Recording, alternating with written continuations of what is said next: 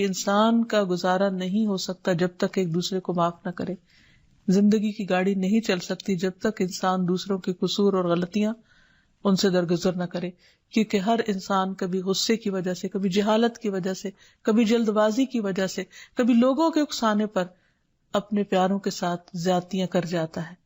تو ایسی صورت میں انسان اگر چاہتا ہے کہ اس کی زندگی خوشگوار ہو تو اسے معاف کرتے رہنا چاہیے.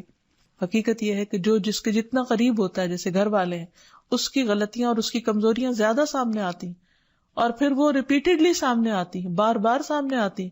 تو ایسی صورت میں معاف کرنا بھی مشکل لگتا ہے، لیکن پھر بھی معاف کیے بغیر گزارا نہیں. پھر اسی طرح یہ ہے کہ انسان اگر ہمیشہ دوسروں کا حق ادا کرنے کی فکر کرے تو اس سے بھی بہت سے جھگڑے ختم ہو جاتے ہیں.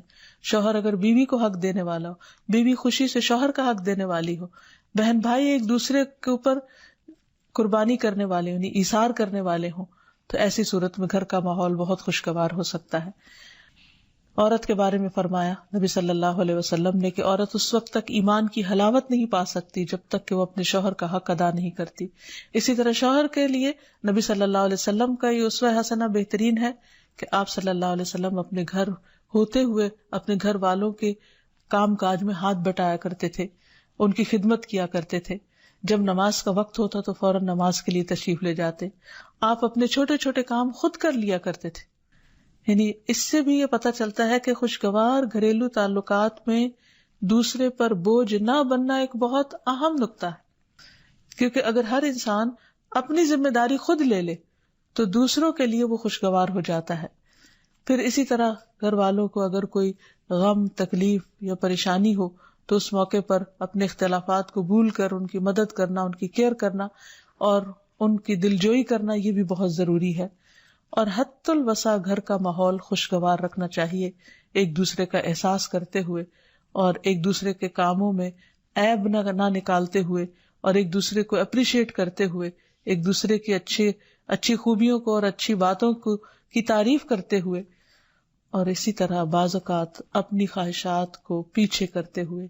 کیونکہ اگر ہر انسان یہ چاہے کہ زندگی اس کے مطابق، کیونکہ اگر ہر انسان یہ چاہتا ہو کہ ہر کام گھر میں اس کی مرضی کے مطابق ہو تو یہ ممکن نہیں. بہت سے گھروں میں ساس بہو کا جھگڑا کس بنا پر ہوتا ہے، یا آپس میں قریبی رشتوں کا جھگڑا اور فتنہ فساد کس وجہ سے ہوتا ہے؟ کیونکہ ہر شخص یہ چاہتا ہے کہ گھر کا نظام اس کی مرضی کے مطابق ہو، حالانکہ ایسا ہونا ممکن نہیں. تو اس لیے ہر انسان کو اپنی رائے بھی دینی چاہیے، لیکن دوسروں کی رائے کا بھی احترام کرنا چاہیے.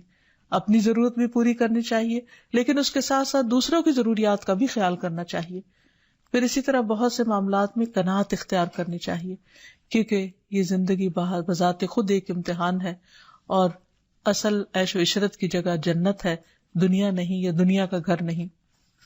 تو اس لیے ضروری ہے کہ مشکل حالات میں انسان اپنے عزیزوں کا، پیاروں کا، گھر والوں کا ساتھ دے، ان کی مدد کرے. مثلا شوہر کے اگر معاشی حالات تنگ ہیں تو بیوی ناجائز مطالبات نہ کرے. اسی طرح اگر بیوی بیمار ہے تو شوہر اس سے بہت زیادہ گھر کے کام کا مطالبہ نہ کرے. تو ایک دوسرے کے حالات کی رعایت کرتے ہوئے اگر انسان ایک دوسرے سے توقعات رکھے تو اس سے بھی حالات بہت خوشگوار ہو سکتے ہیں. اور پھر یہ کہ ہمیشہ دوسروں کی چھوٹی چھوٹی ایفرٹ پر ان کے لیے شکر گزاری کے جذبات ہونے چاہیے. مثلاً اگر کوئی آپ کو گھر میں پانی پلا دے تو آپ اس پر بھی شکریہ بولیں. ہم عام طور پر اگر گھر سے باہر کہیں ہوتے ہیں اور کوئی ہمارے ساتھ تھوڑے سا بھی احسان کا معاملہ کرے تو ہم اس کے احسان کو مانتے ہیں، لیکن گھر والوں کا احسان ماننا ایک مشکل کام لگتا ہے. تو اس لیے اگر ہم چاہتے ہیں کہ گھریلو زندگی خوشگوار ہو تو اس میں گھر والوں کے احسان کو بھی ماننا ضروری ہے. اور پھر چھوٹی چھوٹی اذیتوں کو بہت مینشن نہیں کرنا چاہیے، ان کا ذکر نہیں کرنا چاہیے، ان پر صبر کرنا چاہیے. تو جو شخص شکر اور صبر سے کام لیتا ہے اس کی زندگی لازماً خوشگوار ہوتی ہے. لیکن اس کے باوجود بھی اگر گھریلو زندگی میں تنگی ہو، تکلیف ہو، آپس کی ناچاکی ہو، دشمنی ہو، پریشانی ہو، بہت بے چینی ہو، تو پھر اللہ سبحانہ وتعالیٰ ہی کی طرف رجوع کرنا چاہیے. کیونکہ قرآن مجید میں آتا ہے وَإِن يُرِدْكَ بِخَيْرٍ فَلَا رَادَّ لِفَضْلِهِ يُصِيبُ بِهِ مَن يَشَاءُ مِنْ عِبَادِهِ وَهُوَ الْغَفُورُ الرَّحِيمُ. اور اگر اللہ تمہیں کوئی تکلیف پہنچانا چاہے تو اس کے سوا کوئی اسے دور کرنے والا نہیں، اور تجھ سے کوئی بھلائی کرنا چاہے تو کوئی اسے ٹالنے والا نہیں. وہ اپنے بندوں میں سے جسے چاہے فضل سے نوازتا ہے اور وہ بخشنے والا اور رحم کرنے والا ہے.